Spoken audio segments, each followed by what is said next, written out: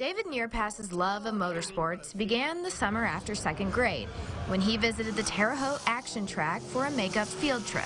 I can remember where we sat. I was hooked, and I probably could have gotten thrown out because I was a kid that would not sit down. Everybody's yelling, "Sit down, sit down." I was just beside myself. The paint schemes on the cars that were throwing dirt, the methanol smell, the rear end grease smell. David then asked his parents to take him to the Motor Speedway in Indianapolis, a day he remembers fondly. We came up Georgetown Road, and of course the traffic was backed up. We didn't know to get there hours early to get in.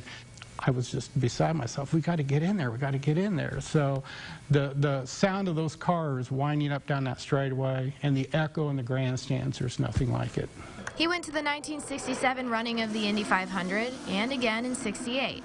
And once he reached high school and college age, he decided he wanted to turn his love into a career. I graduated from college and I got up the nerve to go and talk to Bruce Walkup, who was a driver at the time, and he had a Chevy or a dealership in Sullivan.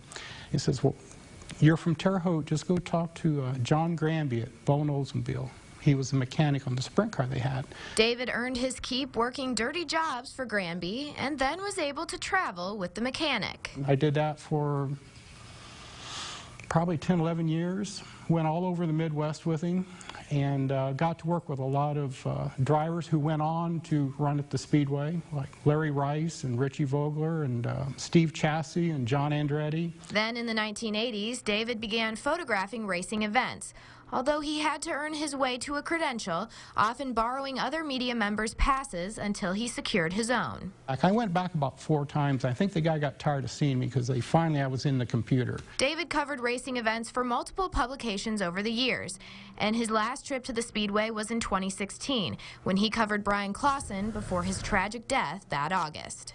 I covered his month of May, and since then I haven't been back.